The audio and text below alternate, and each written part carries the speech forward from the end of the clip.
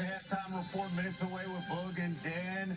Lane Kiffin and Ole Miss, they make a statement over number 4 LSU. We'll hear from Kiffin and Brian Kelly. Meanwhile, how about this development? And we've got Vandy going to Tuscaloosa next week undefeated. 5-0 for the second time in 80 years. Diego Pavia matching a school record with 5 touchdown passes. Back to you, Chris and Kirk. Welcome back to Sanford Stadium. Kevin, thanks. Good to see Orlovsky in there, man. But he didn't do enough. We're trained by a field goal. It's time. Williams scoots quickly for 11. One catch after the early drop, but picks up 11 on the ground. Yeah, another way of trying. We saw that with Bernard a little earlier, just trying to find ways to get some of their speed, get their hands on the football here, able to get a first down, and on top of that, get out of bounds. Still no timeouts. Minute 54. No, you don't have to be in that NASCAR urgency, but obviously you got a quarterback who's in his 4th year, he was in his 1st year as a starter. He's seeing this and understands what needs to happen, but the operation not clean. They can't call a timeout. They're down to 9-8-7. The plays under review, they're going to take a look at this to see if he got the first down or not. Okay, great. That explains, Bill, why they were standing around. As you said, you don't want to take a 5-yard penalty here. Let's see where... Kansas State had just beat Minnesota State 24-16 for Kansas State. So About a half yard.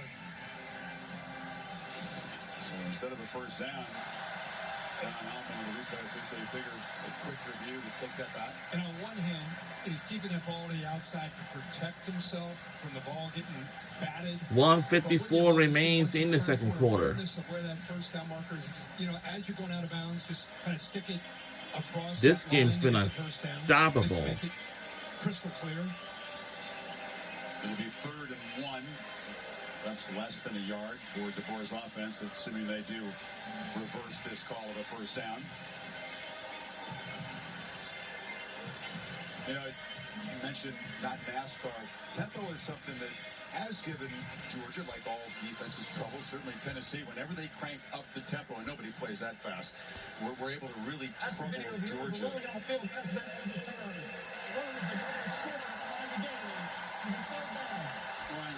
So it's going to be 3rd down. This is where you want to use it tactically.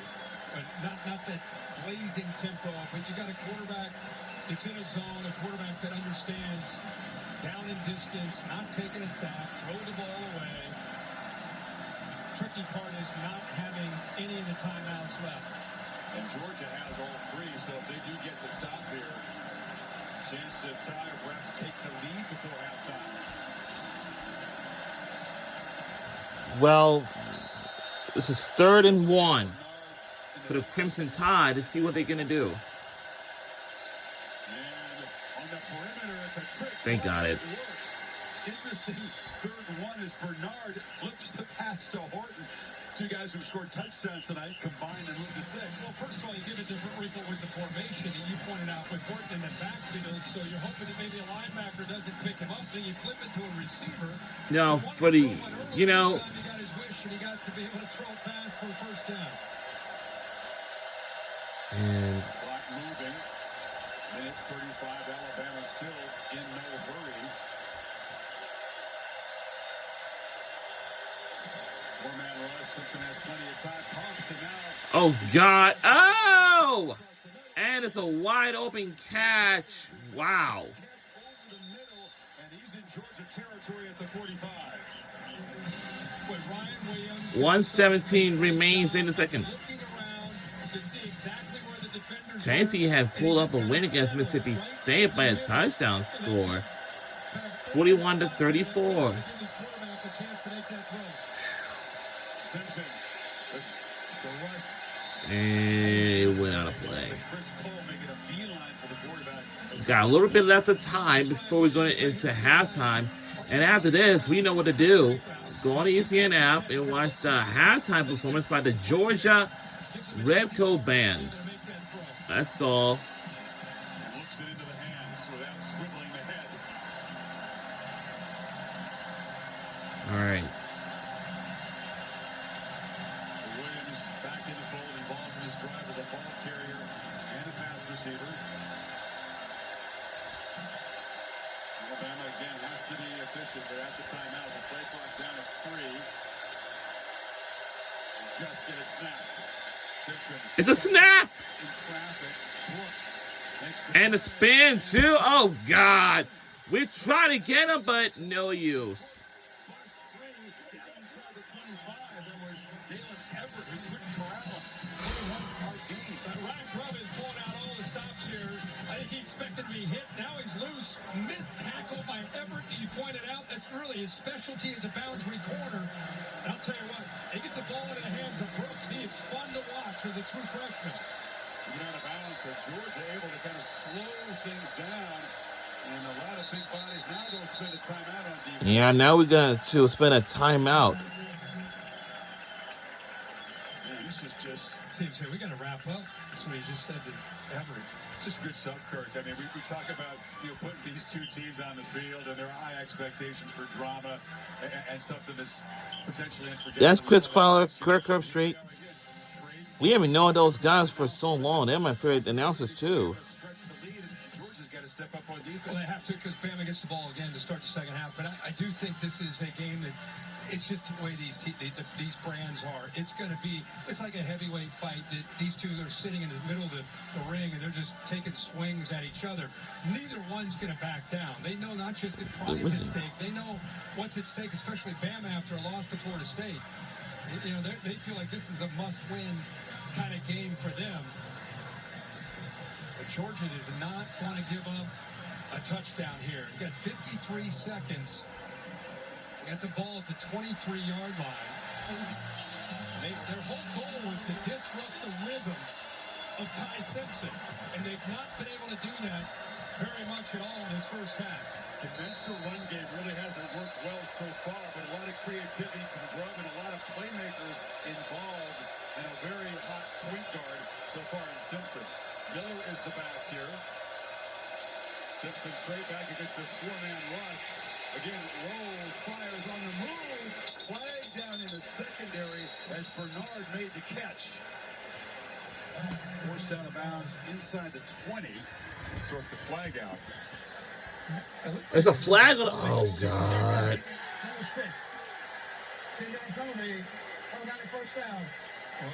Dalen Everett. Bother. And now he ends up holding Ryan Williams, who is on a route ahead of where the ball went to Bernard, right to the right there. He just gets grabbed and locked up.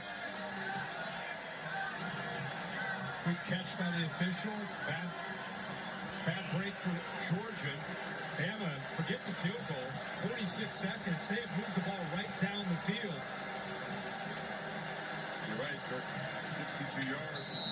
Less than a minute and a half here. Without that timeout to work with. We're looking for that 2-for-1 score here and get the ball to start the second half. Bernard stacked in the slot to the right. And they move an offensive. And hold on. And we get another timeout by our Georgia Bulldogs. This is going to go out. There's going to be 4 guys for Alabama on that right side. And we spend it. He knows this is a crucial part of this game. Sure is. Ryan Grubb, what a job of preparing his quarterback. What a job of mixing up different looks. You're right, they've not been able to run the ball. Only 53 yards running. But because they have a quarterback that's seeing the field so well, they've mixed up those looks. I mean, how many different guys has he thrown to? 1, 2, 3, 4, 5, 6 different targets have reception in this first half. You see, Kirk, a couple of years ago when Grubb was there, they threw it for 336 a game with Miller. He goes to the Seahawks last year, not in the top 50 in pass offense. Now he comes back, and you're seeing why he and Kellen DeBoer have been linked so closely throughout their careers. A lot of evidence of success. I think a lot of people panicked after they saw the opener against Florida State and said, what the heck's going on with who's this quarterback? Who's the new coordinator? I think these last few weeks, it's been a very different Alabama offense. Another little wrinkle here. Moving Cam Miller. They go empty. Miller's out to the left. They got Caden Proctor, the big tackle on the left side. They're going to throw it to him. Big fella. Barreling downhill. Proctor wrestling down near the pylon. Are you kidding me? Oh, I feel so bad for Kyron Jones, the poor safety, 31, that tried to come up and make a tackle. He just dove at his ankles.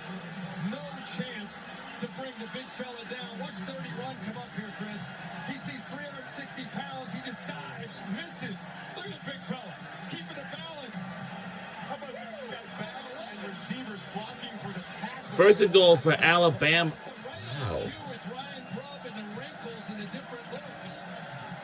First and goal without a timeout. Little urgency here to get Over here, Chris. Simpson on the move. Oh my God! Touchdown, Alabama! Efficient. Simpson says, hush now.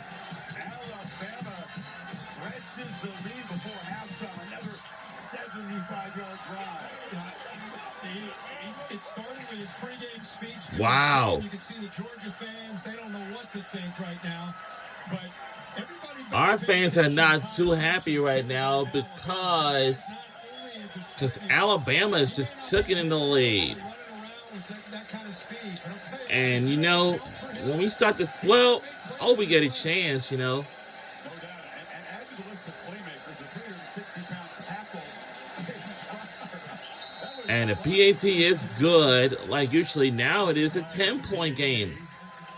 But flag on the play. Practice stuff like that. I guess it will be on us then. Is he dare going to call it against Georgia on the road? Yes, he is. I'll tell you who told me they're going to call it. Holly Rowe. She did. Pregame. She came over with her board and her notes, and she said, hey, just so you know, look out for 74. In practice, they're doing some stuff, throwing the ball. I said, okay, all right. Holly, by the way, is working WNBA playoffs. Took time out to go to practice down there. Holly. Leverage, defense, number 94. He's showing the back of an opponent. That 15-yard penalty will be assessed on the kickoff. The kick is good. Holly, you told us about it. I don't know if we're going to show this replay, but I think all of America, there's Jones. Jones is like, what do I do? I'm just diving. I got no shot against 360 pounds. I don't know if he was a running back in Pee Wee. He's showing some pretty good instincts here as a big fella running with a football. And then here's the touchdown. Talked about you got to worry about all these receivers, the different guys going in different directions. He's got an open man there in the back line, but instead goes the easy route and just gets to the corner for the touchdown. Appreciate your prep, Holly. Really do. Guys, yeah, it's so cool, too. What's really cool about Caden Proctor's touchdown right there, I was standing at practice with Kalen DeBoer, and he got the sheet from the strength and conditioning staff. Caden Proctor has been on a 9-week weight loss goal, and he achieved that goal on Wednesday. He's down to a svelte 359. They're rewarding the big fella with that nice touchdown run or touchdown catch there. So I thought that was a cool story, too. Yeah, great. Yeah, after 9 weeks, you got to reward him, right? That's great. Exactly. Yeah, he sets up the touchdown. It was a rough start for him, okay?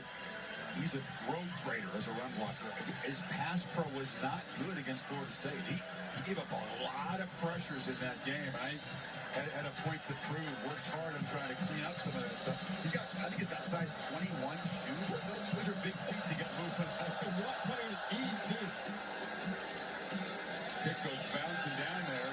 Branch will be swarmed at the 12-yard line. Again, here's a reminder about this guy who wears the C in his jersey, but is a first-year starter. Simpson getting his guys ready to go to battle here in this hostile environment. Everybody in here wants us to lose. Hey, I got something I don't know. I got something they don't know.